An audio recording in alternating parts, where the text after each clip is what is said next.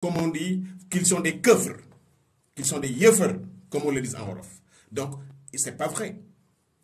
Les Africains, même quand on dit, un Africain dit en Wolof qu'il est Tchédo, ça ne veut pas dire qu'il ne croit pas en Dieu. Il faut d'abord, quand on veut convaincre une personne de suivre son chemin, sa route, on doit d'abord aussi nous permettre d'étudier cette personne et de savoir cette personne en quoi est-ce qu'il croit et qu'est-ce qui est son inspiration, qu'est-ce qu'il veut et qu'est-ce qu'il croit. Les Africains croyaient d'abord à Dieu avant que ces deux religions qui ont été imposées à nos ancêtres sont apparues.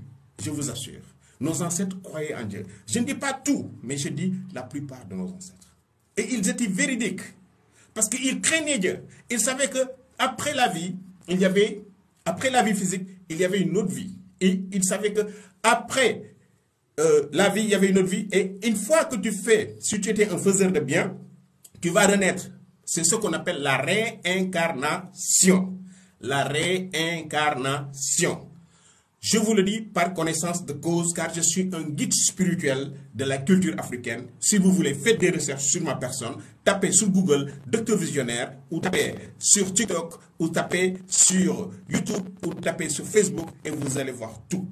Parce qu'il y a des choses qu'on doit pouvoir révéler.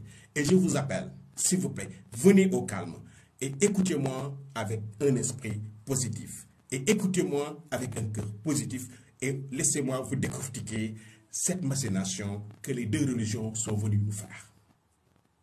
Je ne suis pas contre eux, mais moi je suis pour une liberté de croyance, pour une liberté aussi de prière. Mais aujourd'hui, on entend souvent des gens qui disent ces personnes sont des croyants. Comme à Wolof, on dit ces personnes sont des prières. Mais je dis, est-ce nos ancêtres ne priaient pas? Comme on dit Julit. On dit Julit. Toute personne qui prie, on doit l'appeler un prieur. En Wolof, on dit un prieur Julit. Donc, on dit un croyant.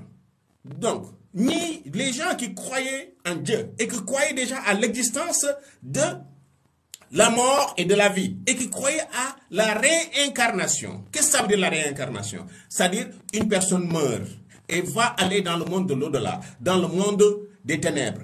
Et Dieu, avec ses anges, vont juger s'il est utile que cette personne revienne sur terre. Aussi, à travers qui? À travers ça. En te parlant le grec, ou le berbère, ou le français, ou l'anglais. C'est faux. Dieu, en tant que le créateur des êtres,